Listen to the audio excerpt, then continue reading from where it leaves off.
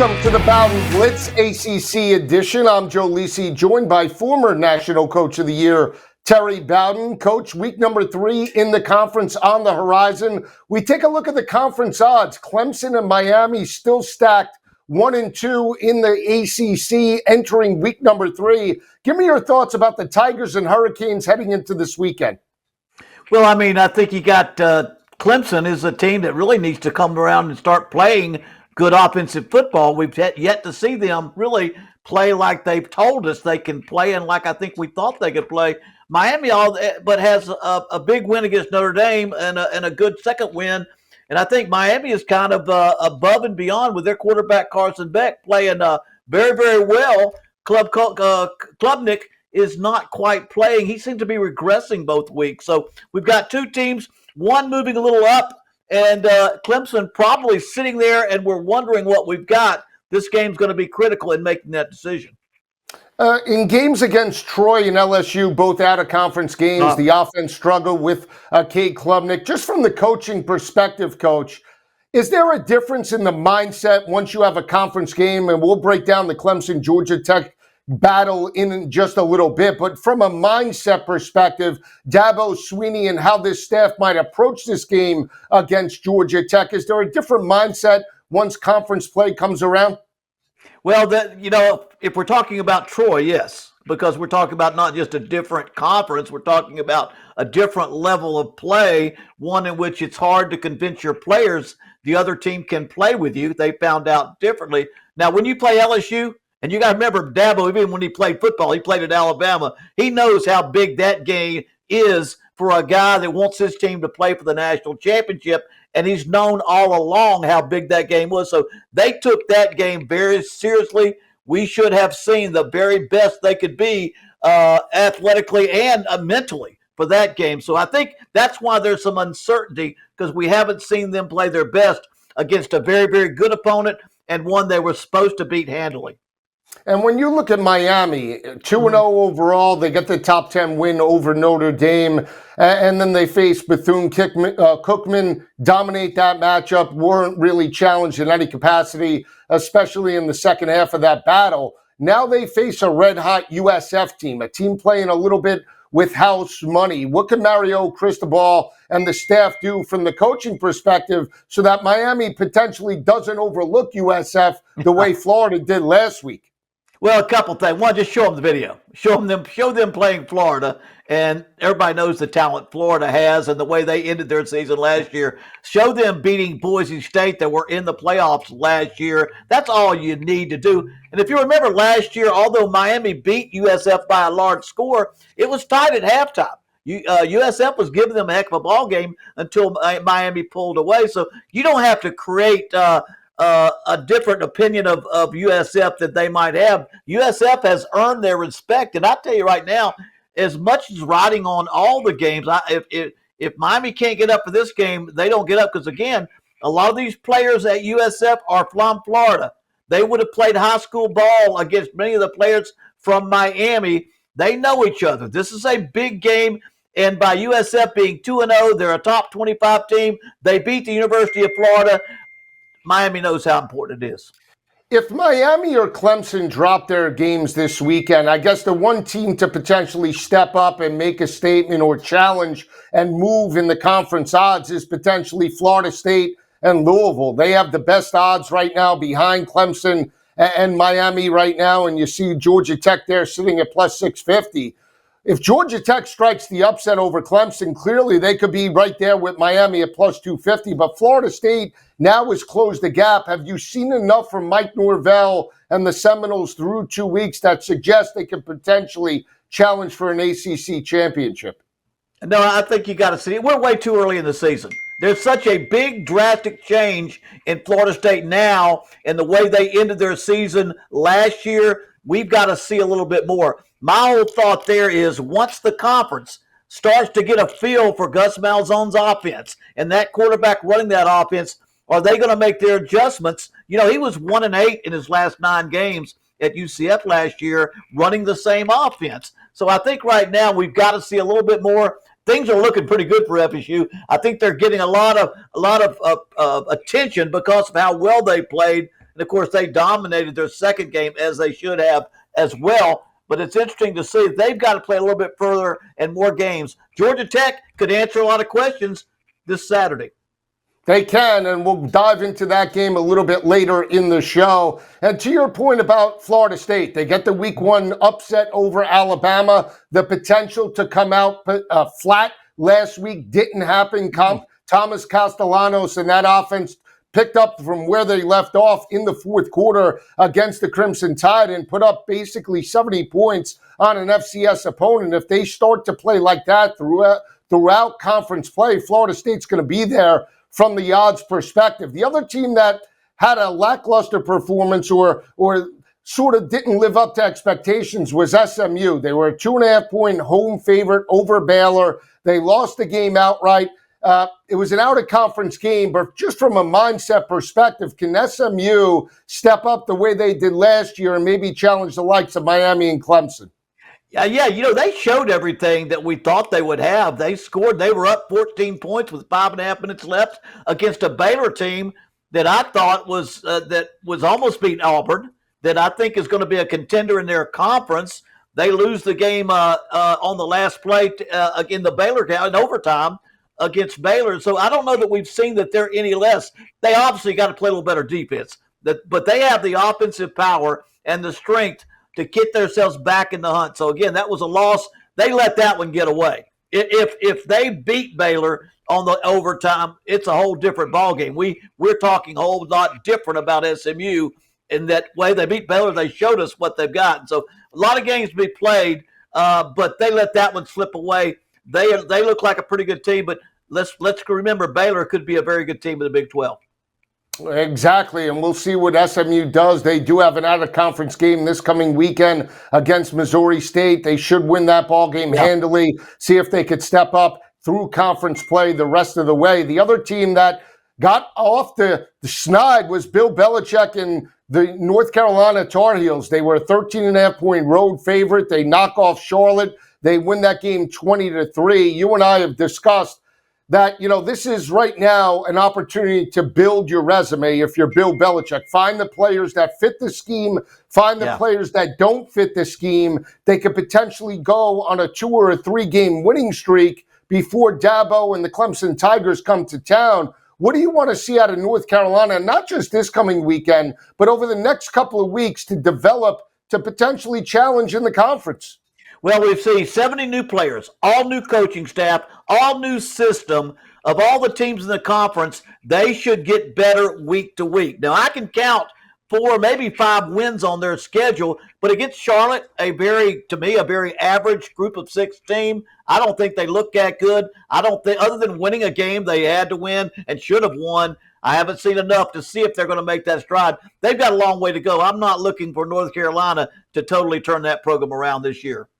We'll see what Bill Belichick and North Carolina can do. Let's not forget in game number 1 against Sonny Dykes and TCU, that defense allowed well over 200 yards per game, well over 5 yards per carry. In their win against Charlotte, that defense stepped up, held Charlotte coach to less than 30 yards rushing, and more importantly, less than 1 yard per carry. They get that type of effort over the next 2 or 3 weeks. Maybe, just maybe, they could challenge Dabo Swinney and the Clemson Tigers over the next few weeks. We'll see. We'll dive into the next couple of games. Week number 3 is a huge slate in the conference. Clemson and Georgia Tech coming up, along with the battle in South Beach. Can USF strike the upset in back-to-back weeks over Florida and Miami? We'll talk about it right here on the Bowden Blitz. Joe Lisi and Coach Bowden coming right back. Keep it where it is.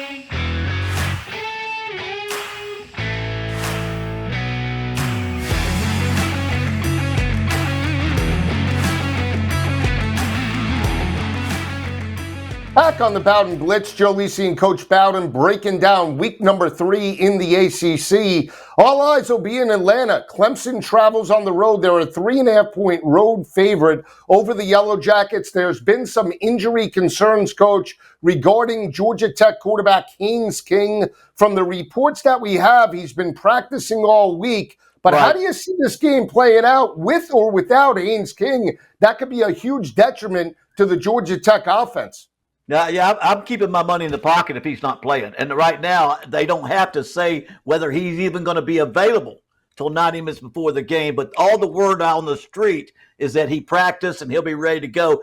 The thing is, he's a dual threat quarterback that can hurt you with his needs to run as well as throw. And he has to be feeling perfect to me. But if he is, I've got the upset right here. Georgia Tech, the way they are playing, the confidence they have, the toughness, the games they've played, and the fact that Clemson has underachieved the first couple of games. The quarterback seems to have regressed a little bit from last year. They're not playing like they talked about being the team they were before the season. I've yet to see it. Now, if you go back and look at the years of Georgia Tech and Clemson, it doesn't look good for Georgia Tech. But this is a different team. This is a different year. And this coach at Georgia Tech, he's from Georgia Tech. He played for Georgia Tech, and he's got them playing tough. George, I'm going to call it old George O'Leary football, because you remember George O'Leary. They were tough back then, and that's the way they are right now. Yeah, George O'Leary with former quarterback George Godsey, Reggie Ball back in the day. I mean, blue-collar football. And to your point, the numbers suggest that Clemson deserves to be favored. They have won 9 straight in the series, Coach. The last 4, they have won by an average margin of victory of 31 points per game. They're 7-1 against the number over their last 8 meetings against the Yellow Jackets.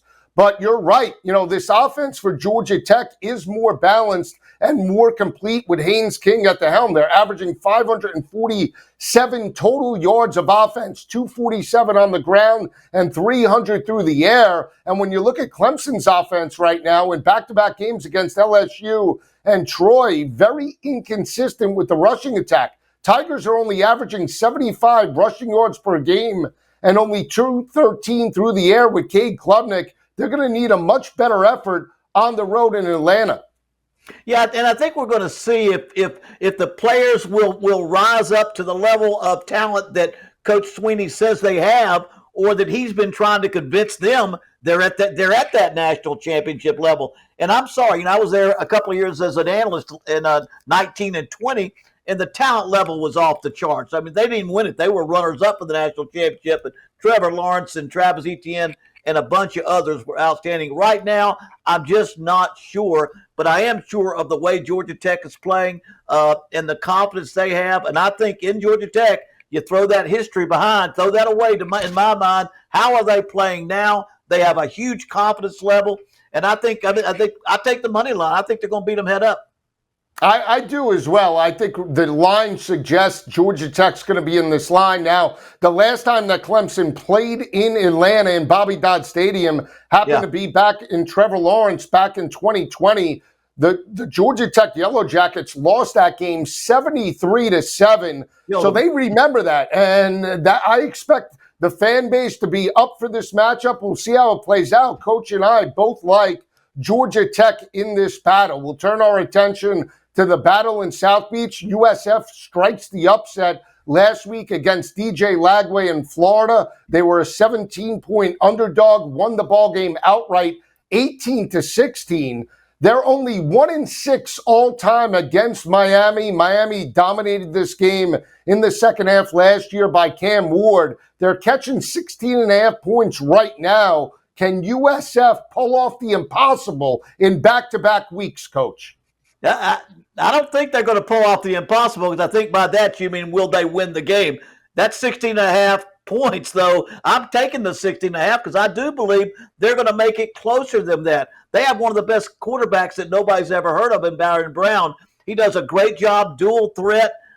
They move the ball consistently against Florida, a very strong athletic team. And Florida would be athletically more in line with Miami. And that did not look like a fluke in that game. When you watch them drive the last drive down to kick a field goal and win the game, You didn't see a team that was getting lucky. You seen a team that was playing good, as well as against Boise State. So I think they're going to give them a heck of a ball game. I think but I don't think they're as good. I think Miami understands after watching the first two games how good USF is. They'll come to play. Quarterback broke the all-time last week, broke the record against Bethune-Cookman with 15 straight passes.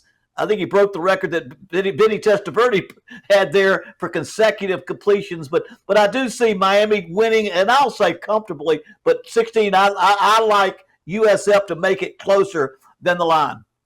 We'll see. Now, if that Miami offensive line plays the way they did against Notre Dame, going to be very difficult for USF to generate a pass rush on Carson Beck. To your point about Carson Beck, he's completing well over 70% of his passes, 472 yards, 4 touchdowns, and no interceptions. This is an offense with Mark Fletcher in the rushing attack that's averaging around 150 yards on the ground. They're throwing it in the area of about 260 per game, but it comes down to the interior line play. If Miami asserts their will the way they did last year, they could win this ball game potentially by 3 touchdowns. But the one factor for me is USF is playing with house money. They got the victory against Boise State outright when nobody expected it. They pulled off another shocker. They could pull out all the stops. I don't know if they win, Coach, but I like them with the points.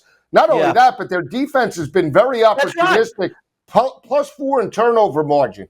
Yeah, they've given up 3 points to Boise State, 16 points to Florida that was supposed to score, to beat them by 2 or 3 touchdowns, and we see their defense playing much stronger. So I think it's a stronger team than what a lot of people were thinking. I definitely think they're going to be able to keep this game close in this football game, and that's why I'm going with the USF with the 16.5 points.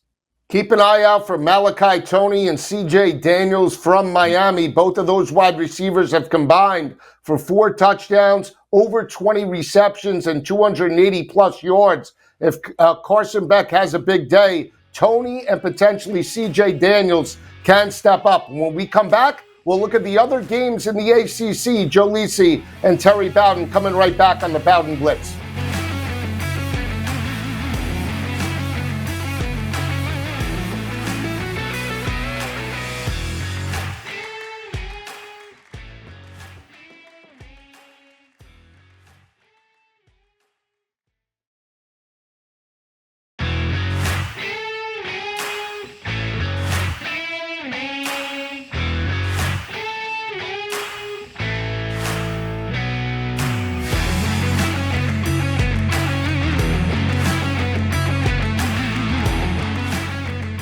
Back on the Bowden Blitz, breaking down week number 3 within the ACC. We left off talking about the 2 big games, Clemson and Georgia Tech, and South Florida and Miami. Turn our attention now, Coach, to the backyard brawl. 2-0 Pittsburgh takes on your former offensive coordinator, Rich Rodriguez. They lost last week to Ohio, 17-10. Potential look ahead for the backyard brawl. They're 7.5-point underdogs at home. How do you see this game playing out?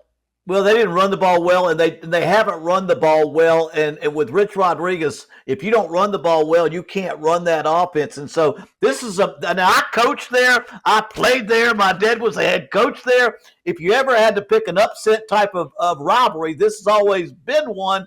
But Pittsburgh's got a quarterback that's really done a great job. They're playing well. They're 2-0. And it's tough because I'm a loyal Mountaineer, but Pitt's going to win this game. And I think they're going to cover, and they're going to win this football game because right now Rich Rodriguez hasn't been able to put his team together, doesn't have the running attack that he needs, and I think Pittsburgh's got too much going for them this year. Seriously, when you think about this team, right, this has got to be a major rebuild for Rich Rod, right? He takes over the program. It's a different style than Neil Brown. Neil Brown sort of plateaued with the program. Now Rich Rod comes back. I mean, let's not forget years ago when he was there prior to Michigan, he had West Virginia number 2 in the country with Steve Slayton and Pat White at the helm, quarterback, running back duo, right? And this game was the one that bit West Virginia and knocked them out of contention for a BCS Bowl back in the day. I like West Virginia to bounce back. I don't know if they win, Coach, but catching 7.5 in a rivalry game, coming off a disappointing loss to a MAC opponent. I think Rich Rod pulls out all the stops in this battle. Well, he's a great offensive coordinator. Of course, about 7 of their coaches were on my staff at ULM, including Zach Alley, who I think is one of the bright young coordinators. But I'm not sure he's got all the answers on his team right now.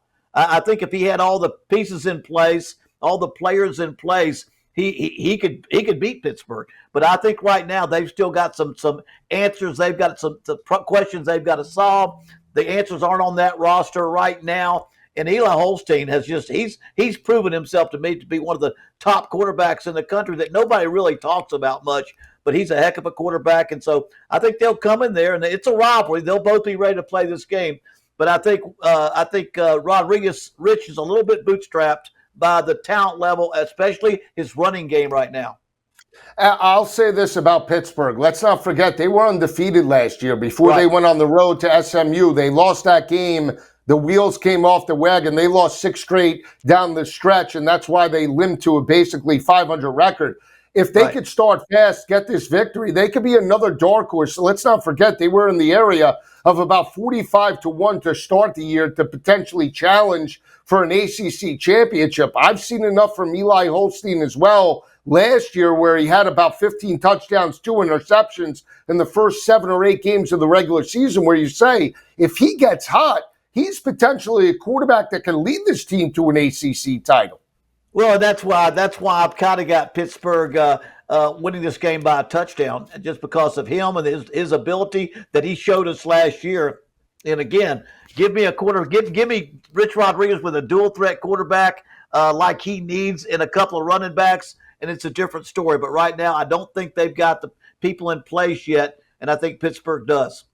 The other matchup takes place in Lane Stadium. It's Virginia Tech coming off another disappointing loss to Vanderbilt. They had a double-digit first-half lead. They allowed that to slip. They're laying now under a touchdown, 6.5 points to ODU. Coach Brent Pry could lose the program if they start 0-3 overall. It's not a conference game, but the Hokies really need to step up. Yeah, I would say if he lost this game, there's a good chance he doesn't make it through the season, because to start out, they haven't been 0-3, I think, since 1992. And that's 30-something years that they haven't been started like that. And I'm not sure you rebound there. Now, I do have them winning this game because it's almost straight up. It's almost a toss-up game. And I think they're in a desperate situation. ODU is a very good Group of 6 team. You remember 2 years ago, I think it was the head coach's first game at Virginia Tech. They beat him. When they play Virginia Tech. I don't know why Virginia Tech has to play them on the road, but they beat Virginia Tech 2 years ago, or the year before last, and gave him a bad start. But I think Virginia Tech, they got to have it. They'll play like they got to have it, and a couple of points, 1 field goal, they're going to win this game, but it's still going to be a tough year. They've got to slowly build their way back. For Coach Bowden, I'm Joe Lisi. We'll be back next week on the Bowden Blitz. Have a great weekend, everyone.